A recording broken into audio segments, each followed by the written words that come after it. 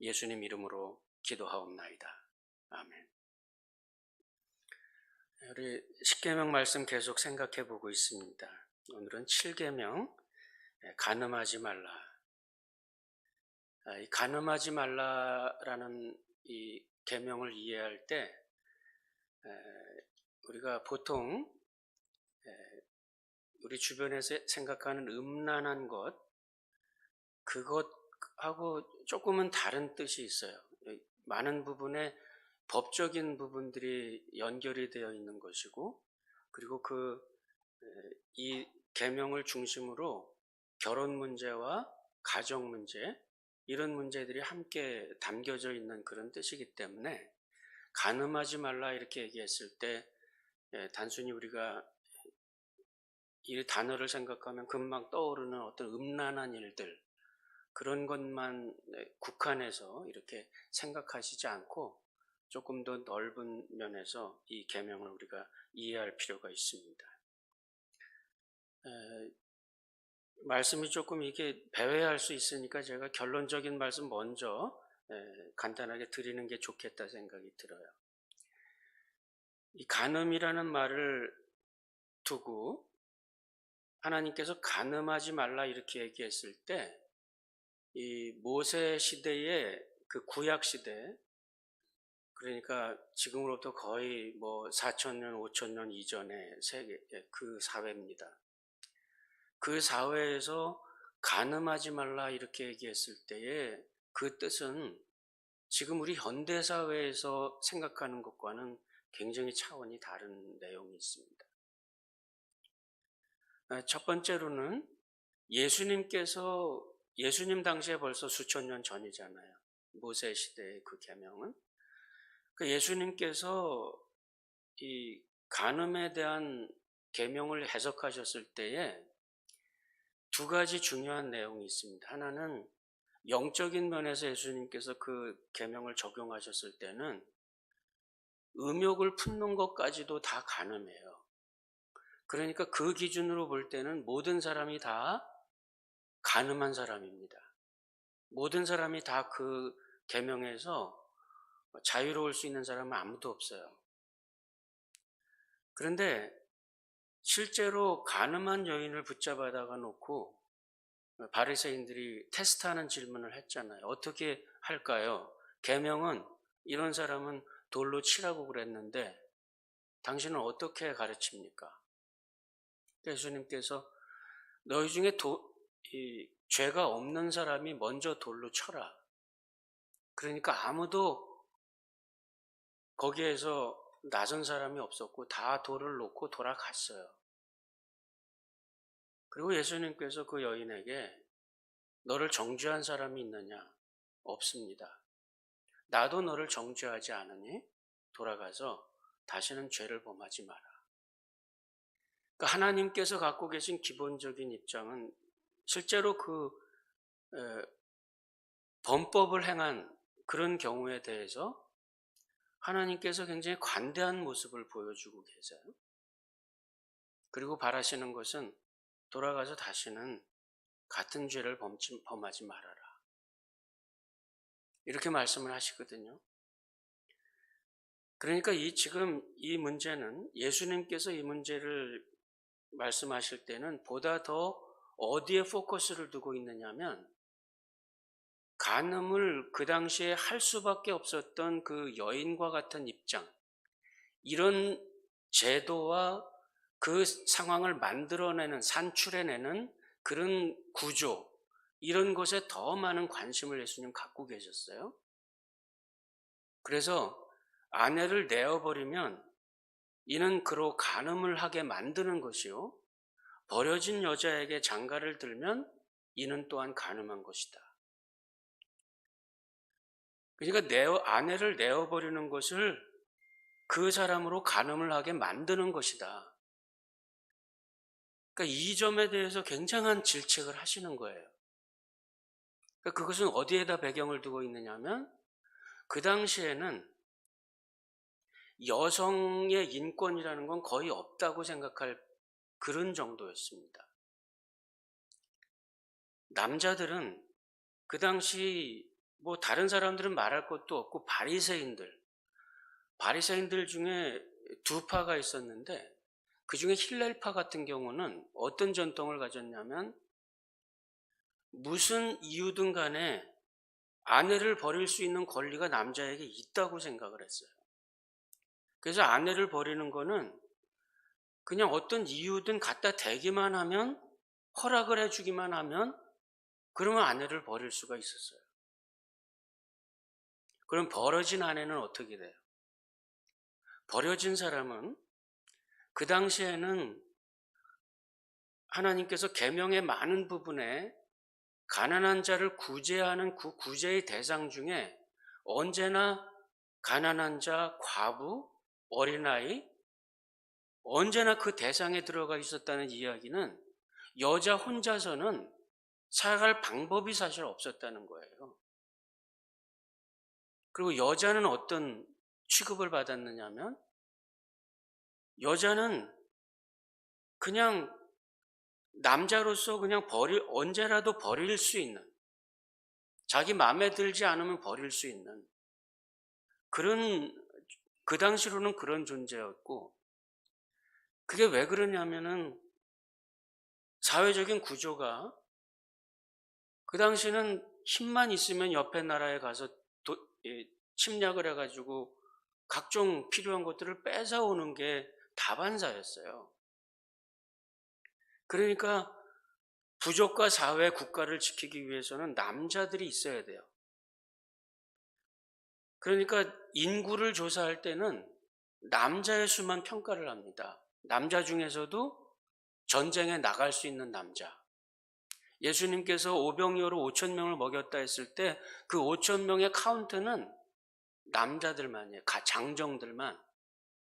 쉽게 얘기하면 전쟁에 나가서 전쟁을 치를 수 있는 사람들의 숫자만, 사람 숫자를 세워 오십시오 이러면 그 숫자만 세워오는 거예요.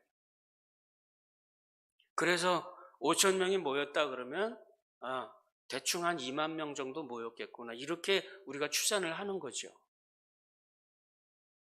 그 사회 분위기는 저도 이제 아프리카에 가서 그거를 좀 많이 이게 실제로 이런 게 있었네, 이런 게 이렇구나, 이렇게 실감을 한 적이 있었는데, 언제냐면 아프리카에는 성인식이 있어요. 남자 사내 아이들한테 이제 장성해서 어른이 되었을 때, 그럴 때 이제 결혼해도 괜찮다는 그런 때가 되면 성인식을 해요. 성인식을 하면 지금은 뭐 그냥 성인식이라는 게 그냥 하나의 예식이에요. 그냥 들판에다가 천막 쳐놓고 별로 위생적이지는 않습니다. 그런데 그렇게 하고 뭐 그냥 그걸로 며칠 거기서 있고 이제 나오면 그걸로 끝인데, 그 배경은 뭐냐면 성인식을 하고 남자가 이제 남자로서의 역할을 할 수 있는 때가 되면, 그러면 성인식이라는 건 그겁니다. 전부 다 그 아이들을 데리고 가서 한 곳에 가서 남자의 그 포경수술 같은 거를 하고, 그리고 그 다음엔 집으로 가질 않아요. 그 다음엔 집단 생활을 합니다. 집단 생활이라는 건 뭐냐면 일종의 병영 생활이에요. 부족을 지키는 겁니다. 그리고 어떤 전쟁이나 사냥, 큰 사냥, 혹은 뭐 이런 상황들이 있지 않을 경우, 그걸 평상시일 때는 이제 돌아가서 자기에게 정해준 아내, 그냥 여자예요. 어떤 개념에서 보면. 그 아내와 같이 지내다가 어떤 상황이 되면 또 남자들은 다 몰려서 나갑니다. 그러면 여자 혼자서 낳은 아기를 데리고 살아요. 이것이 보통의 관습과 문화입니다. 그래서 아프리카에 가면은 집안의 아이들이 어떤 심한 경우는 다 아빠가 달라요. 엄마가 다 키웁니다. 엄마가 키우지 못할 때는 동네에서 키워요. 그래서 그 안에서 다 돌보면서 서로 다 키우는 거예요. 그리고 이제 나이가 들었을 때는 엄마가 자기를 낳은 생모가 엄마가 아니라 자기를 키워준 분이 엄마입니다. 그래서 자기를 키워준 그분에게 효도를 하고 봉사를 하고 또 나이 들으면 돌봐드리고 이러는 일을 해요. 그러니까 입양이라는 개념도 법적인 어떤 게 아니라 그냥 옆에 집에 아이들이 있었는데 엄마가 죽거나 엄마가 어딜 가거나 애들이 그냥 버려졌다 이렇게 생각이 들면 동네 사람들이 모여서 다 데리고 가서 키웁니다. 내가 결혼을 안 했어도 애들이 있어요. 내가 낳지 않았어도 데려다가 키우고 내가 좀 형편이 괜찮으면 데려다 키우고 그 아이는 성장하면 자기를 키워준 분이 엄마예요. 그러니까 우리가 생각하는 일부 일처제라고 하는 우리의 문화에서 가면은 뭐 저런 집이 어딨어? 이건 난장판이네. 뭐 막 이렇게 말하는 분들이 있는데 그 아주 불손한 겁니다. 그런 뜻이 아니에요.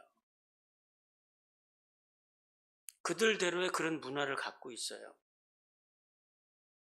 그러니까 우리가 생각할 때에 그런 것과는 조금 다른데 그런 입장에서 남자들이 쉽게 아내를 버리는 거예요. 마음에 안 들면 그냥 떠나버리고. 그래서 모세는 너무 그 일이 빈번하게 이루어지고 사회 전체의 여자들이 너무 대우를 받는다는 말이 무색하고 그냥 버려지고 방치되고 이러니까 간음하지 말라. 이 말은 특별한 음행의 사유 없이 아내를 버리지 말라. 만약에 버릴 때는 이혼 증서를 주어라. 그런데 그럴 때는 두세 사람의 증인을 통해서 배우자가 어떤 타락한 일들을 행했다고 하는 그런 증거를 대야 버릴 수 있다고 허락을 해주는 거예요. 그러니까 그런 상황에서 모세의 제7계명은 이혼이나 간음을 허락해 준 그런 게 아니라 너무나 자행되고 있는 그 여성의 인권이 유린되고 있는 그 환경 속에서 법적인 제재를 주는 겁니다. 함부로 버려서는 안 된다. 그러니까 그러면 이걸 가지고 그러면 이제 아내를 버릴 수 있는 그런 근거가 생겼으니까 어떻게든 그걸 마련해 가지고는 아내를 버리는 거예요. 예수님께서 그것을 보시고 도대체가 이 하나님을 사랑하는 하나님의 백성들이라고 하고 하나님의 율법을 뭐 어렸을 적부터 그 흠도 없이 지킨다는 바리새인들이 그랬다 그러면 나머지는 생각해 볼 것도 없는 거예요. 그 바리새인들이 그러고 있으니까 모세가 그렇게 가르친 게 그 말이 아니다. 이혼 증서를 주어서 아내를 버리면 그 사람으로 간음을 하게 만드는 거고 버려진 여자에게 또 장가를 들면 그것도 간음한 거다. 법적인 면에서 이야기를 하는 겁니다.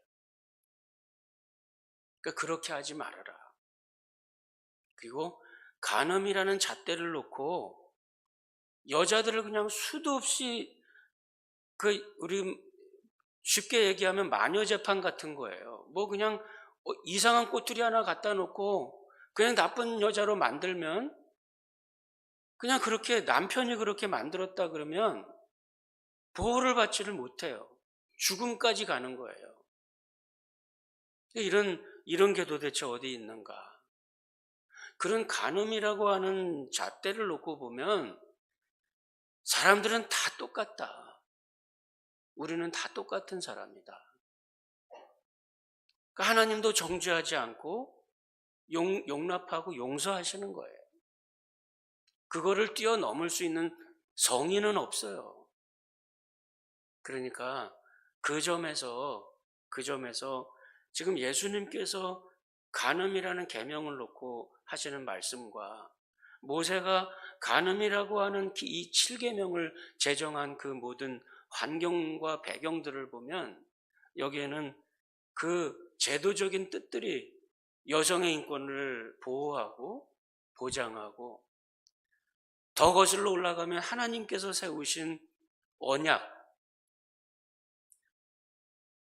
부부가, 남자가 부모를 떠나 여자와 합하여, 아내와 합하여 한 몸을 이루는 그 하나님의 언약과 그 계명, 하나님의 그 모습을 모델로 해서 가정의 모습을 지켜가는 이런 모습을 가르쳐 주기 위해서 제7계명도 우리에게 주어진 거고, 예수님의 그런 간음에 대한 해석도 우리가 그런 면에서 잘 이해를 하고, 모든 환경과 이런 규정과 또 그 당시의 배경과 이런 것들을 잘 이해를 하고, 이 계명이 담고 있는 이 뜻이 무엇인지 우리가 이걸 잘 이해를 하고, 또 그 안에서 우리가 우리 자신을 잘 지켜야 됩니다. 이제 우리가 이것을 현대적인 교회, 우리들의 생활에서 적용을 할 때, 그러니까 지금 이 문제는 보다 넓게 결혼 문제와 관련을 하고 있어요. 결혼 문제와 관련해서 우리 종교개혁자들이 만들었던 신앙 고백서에 보면, 소요리 문답이나 또는 하이델베르그 교리 문답이나 이런 내용들을, 그 전통들을 보면 중요한 것은 그겁니다. 이것은 나와 이웃입니다. 나와 내 남편, 아내, 부부만이 아니라 나와 이웃이에요. 나와 이웃의 순결을 지키기 위해서 하나님께서 주신 겁니다. 하이델베르그 교리 문답 같은 경우는 그러니까 나의 순결을 지킬 뿐만 아니라 다른 사람들에게 그 어떤 불순한 어떤 것을 일으켜낼 수 있는 그런 환경들을 일체 금한다는 거예요. 그런 것을 일체를 금한다. 이것이 하이델베르그의 입장입니다. 그러니까 함부로 뭐 이런 얘기를 하면은 굉장히, 지금 목사님이 굉장히 뭐 구시대 같은 얘기를 하고 있네, 이렇게 생각할 수 있는데, 지나치게 몸이 노출되는 옷도 사실은 조심할 필요가 있고, 다른 사람들에게 그것을 일으킬 수 있는 그런 동기를 부여할 수 있는 것은 하지 말아라. 이것은 좀 더 넓게 어디까지 적용이 되느냐 하면, 남편이나 아내가 그런 소지를 만들 수 있는 환경을 만들지 말아라. 다른 사람이 간음할 수 있게 만드는 일, 예수님이 금하셨어요. 아내를 버리면 그로 간음하게 만드는 것이요. 그런 일체의 행동과 그런 것들을 금하는 겁니다. 이것은 결혼 생활에서 어떤 면에서 보면 예수를 믿는 사람들, 경건하게 살려고 하는 사람들, 경건과 금욕은 굉장히 다른 거예요. 때로는 이게 혼동이 되고 있어요, 이 그리스도인들 사이에서. 그래서 부부 생활을 하고 잠자리를 함께 하는 거를 무슨 굉장히 불결한 일처럼 생각하는, 그래서 내가 잠자리를 하지 않는 게 굉장히 경건한 것처럼 말을 하는, 이건 전혀 오해입니다. 신약 성경은 그런 것을 금지하고 있어요. 아내는 남편에게, 남편은 아내에게 해야 될 의무를 다 하라고 그래요. 그러니까 그것은 지나치게 그런 어떤 성적으로 경직되어 있다든지, 남편과 아내가 서로에게 성적으로 유기를 한다든지, 유기라는 말은 상대가 원하는 것을 하지 않는 겁니다. 의도적으로 하지 않고 별거를 하고 이러는 일들이 상대에게 간음하게 만드는 일이에요. 이거는 성경에서 금기하고 있는 겁니다. 서로에게 의무를 다 하라는 겁니다. 그렇게 해서 상대방에게 나름대로의 부부의 책임들을 서로 잘 하라는 거죠. 여기서 어떤 분들은 그렇게 얘기합니다. 나는 더 이상 사랑을 느끼지 않아요. 이런 점에 대해서 C.S. 루이스 같은 경우는 사랑이라는 거는 그거는 느끼는 감정이 아닙니다. 사랑은 의지적인 행동이지 사랑은 느끼는 감정이 아닙니다. 이 말은 생물학자들도 마찬가지예요. 남자와 여자가 만나서 서로에게 어떤 성적인 것을 느껴가지고 그래가지고 나에게 호르몬이 분비되고 작용이 일어나는 이런 때는 딱 3개월이 리밋이라고 그래요. 3개월. 그런 감정이 일어나는 것. 부부가 살면서 결혼해서 살면서 3개월만 사는 거 아니잖아요. 얼마가 지나면 권태기도 오고 얼마가 지나면 뭐 남자인지 여자인지 서로 그런 감정이 없을 때도 있어요. 그럼 그때는 감정이 뭐예요? 사랑이 감정이 없으면 헤어져도 돼요? 이게 요즘 우리들이 잘못 배우는 겁니다. 그게 부부의 사랑이라는 거는 남자와 여자가 만나서 느끼는 에로틱한 그 어떤 감정은 3개월이면 끝나는 거예요. 3개월이 왜 끝나느냐면 사람의 몸은 관성이라는 게 있어요. 그래서 아무리 지금 좋은 거, 익사이트하고 아주 좋은 거라도 이게 시간이 있다는 겁니다. 시간이 지나면서 이게 관성이 생기다가 보면 무뎌지고 없어져요. 지금 내가 이 사람에게 어떤 그런 감정을 느꼈어요. 같이 함께 있다가 보면 이게 점점 희석이 되고 생물학적으로 더 이상 호르몬이 분비되지 않는 때가 온다는 거예요. 그 리밋이 있어요. 한계가 있다는 말입니다. 그거는 우리가 의지할 게 아니고 사랑이라는 것은 의지적인 거라는 거예요. 그래서 C.S. 루이슨 같은 경우는 사랑은 내가 결단하고 행동하는 거지 느끼는 게 아니라는 겁니다. 우리가 많은 경우 부부의 관계를 그런 면에서 상대방에게 잘못해가지고 그래가지고 그런 부부가 서로 지켜나가야 될 그런 어떤 것들이 희석이 되고 서로 잘하지 못해가지고 상대방이 다른 사람에게 눈을 돌린다. 나에게 책임도 있지만 상대방에게 책임도 있고 이것은 부부가 서로 함께 살아가는 동안에 서로에게 책임들이 서로에게 있는 겁니다. 그러니까 그런 면에서 서로 노력하고 서로 아끼고 귀하게 여겨야 돼요. 사랑이라는 것은 그래서 남편 아내를 깨질 그릇으로 알아서 귀하게 여겨라. 이것이 결혼 관계에 대해서 우리들에게 주는 성경적인 답이에요. 서로 귀하게 여기는 겁니다. 아내는 남자를 존중하고 남자는 아내를 귀하게 여기는 깨질 것 같은 그릇으로 알아서 귀하게 여기는 겁니다. 그렇게 하면서 관계가 더 깊어지고 더 가까워지는 거죠. 이렇게 많은 경우에 그럼 반론을 제기하는 많은 사람들이 하는 얘기가 그거예요. 그 선은 어디에 있어요? 선은. 그 경계선은 어디 있는가? 성추행을 하고 뭐 원조 교제를 하면서 어린 아이들에게 뭘 돈을 주고 뭐 접촉을 하고 그 물어보면 당신 왜 그랬어요? 그러면 뭐 우리가 뭘 했어요? 내가 뭘 했어요? 같이 잔 것도 아닌데 경계가 어디예요? 경계가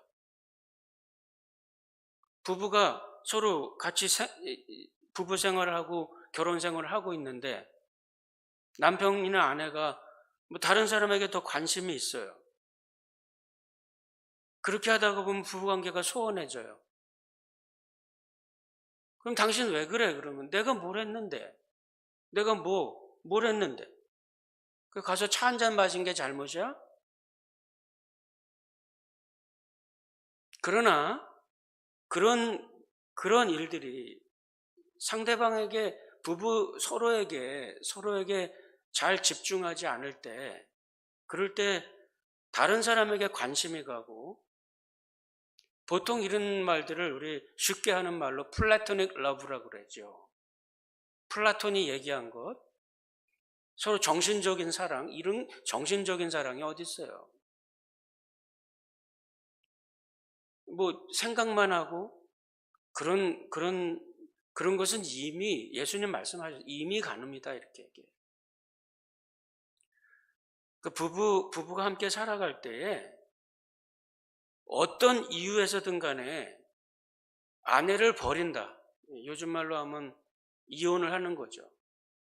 그런데 요즘은 이혼이 너무 많기 때문에 목사가 이런 설교를 하는 거 굉장히 어려워요. 근데 이제 주제가 나왔으니까 제가 말씀을 드리는 거예요. 근데 어쩔 수 없이 하는 거는 뭐 어떻게 하겠어요. 그러니까 그게 뭐 어떤 사람은 계명을 놓고 이 계명을 범하면 그러면 구원도 잃어버려요. 자살을 하면 생명을 죽인 거고 살인을 한 거니까 천국에 못 가요. 계명 문제는 구원과 관계가 있는 게 아니에요.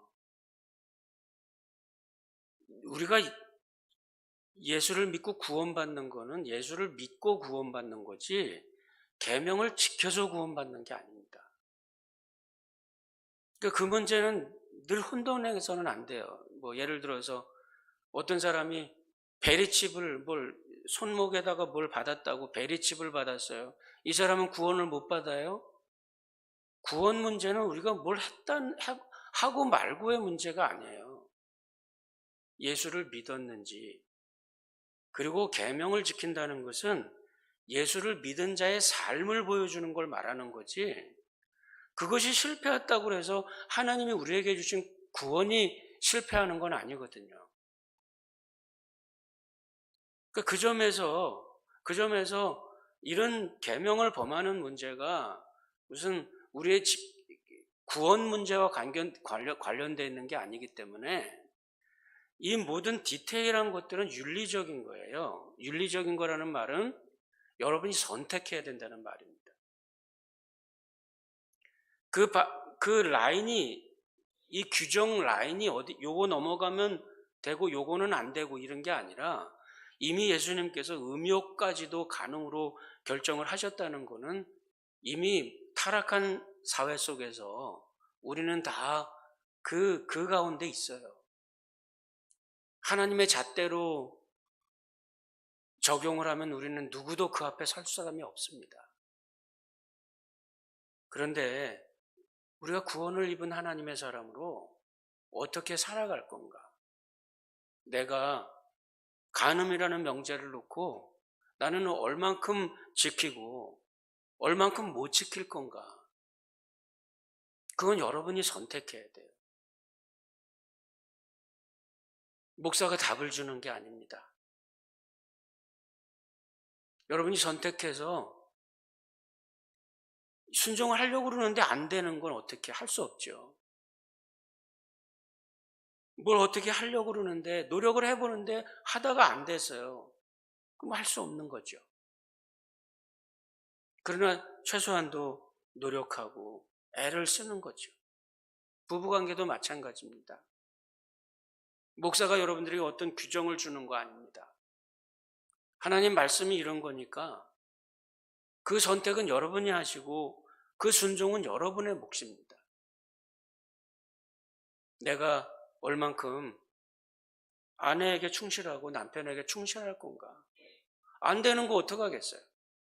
한두 살 먹은 어린애라 뭘 하는 거게, 뭘 막 강제로 시키겠어요? 못해요. 할 수 없어요. 사람의 마음은 어린 아기라도 옆에서 어떻게 할 수 있는 거 아닙니다. 내가 선택해서 내가 지키는 거예요. 근데 그 지키는 정도가 어느 정도인가? 뭐 제가 기본적인 말씀 다 드렸으니까 여러분들이 아마 이제 생각해 보시고 기도하면서 이렇게 생활을 하시면 되는 건데, 어느 정도인가 조지 바나라고 하는 분이 조사를 했어요. 거기에 결론이 뭐냐면, 지금 미국 사회라는 거는 세계 모든 나라를 통틀어서 가장 복음적인, 가장 기독교적인 사회라고 생각하시면 됩니다. 미국 사회가. 그리고 아직까지는 그래도 적어도 성경적인 가치관에 영향을 주는 그 영향을 입는 사람이 이 전체 사회의 90%라고 우리가 그렇게 생각을 하는 사회입니다. 이 미국 사회가. 그런데 여기서 응답을 한 60%의 크리스찬들 중에서 50%가 50%의 남자가 불륜에 연관하고 있고 30%의 여자가 현재 어떤 불륜적인 일에 연관하고 있다고 스스로 응답한 거예요. 가장 복음적인 사회에서 지금 우리들의 그 성적인 어떤 그런 규범이, 그 범주가 지금 이 정도라는 거죠. 그리고 굉장히 그런 일들이 심각한 거죠. 이거는 여러분들이 잘 아시겠습니다만 성직자들의 세계에도 그렇게 다르지 않아요. 실제로 종교개혁의 기치를 들었던 그 당시만 해도 중세, 1000년을 내려왔던 중세사회에 거기에 그 당시의 성직자들, 그 문란함이라는 건 이루 말할 수가 없었습니다. 그러니까 이거는 우리가 어떤 잣대를 놓고 어떤 기준을 놓고 이런 사람은 좀 더 이런 사람은 좀 문제가 있어 이렇게 생각할 것이 아니라 실제로 어떤 그런 그런 어떤 불륜에 연관하고 있는 사람들이 이렇게 많고 또 그 이면에 예수를 믿는 가정들 가운데에서 성적인 유기, 남자와 여자가 서로에게 어떤 책임을 다하지 않고 어떤 별거 상태에서 살아가는 듯이 이렇게 사는 사람들까지 합한다고 하면, 내가 아닌 다른 사람에게 간음의 소지를 허락하고 또는 만드는 이런 것까지 합한다고 하면 문제가 있어요. 우리 사회가 지금 문제가 있다는 겁니다. 제가 누누이 말씀드리지만 하나님의 계명을 예수를 믿는 사람들이 지키지 않는다면 하나님의 백성이 아닌 범주에서 이것이 지켜질 가능성은 없다고 생각하셔야 됩니다. 내가 하나님의 말씀을 지키지 않는다면, 우리 가정이 이것을 지키지 않는다면 주변 사회에서 그것을 기대할 수는 없어요. 계명, 십계명, 하나님의 백성들이 지키지 않으면 우리 주변 사회에서 그것이 지켜질 가능성은 없다고 생각하시면 됩니다. 그렇다면 지금 우리 교회가 가져야 될 경건성은 어디 있으며 예수를 믿는 사람들이 지켜가야 되는 그런 경건성은 어디 있을까? 다시 한번 말씀드리지만 부부관계에서 서로에게 책임을 다하는 것은 그건 의지입니다. 사랑은 느끼는 감정이 아니에요. 내가 노력하고 의지적으로 결단하고 선택하고 그렇게 해서 나의 남편을 내가 보호를 해야 되고, 그리고 끝까지 천국 가는 때까지, 이것이 하나님의 언약이잖아요. 그때까지 서로를 보호해주고 그리고 하나님께서 우리를 하나님의 품 안에 받아들이실 때까지 이 땅을 살아가는 동안에는 천국에 가서 거기 가서는 그런 게 없어요. 더 이상 장가드는 일도 시집가는 일도 없느니라. 어떤 사람이 그렇게 묻잖아요. 천국에 가면 누구의 아내가 되죠? 너희가 오해를 했다. 부활 이후에 천국에서는 더 이상 시집도 안 가고 장가도 안 가고 우리들의 모습은 다른 모습이 될 거예요. 이 세상에서 맺었던 부부의 연이 천국까지 가는 건 아니겠죠. 예수님 말씀에 비추어 보면.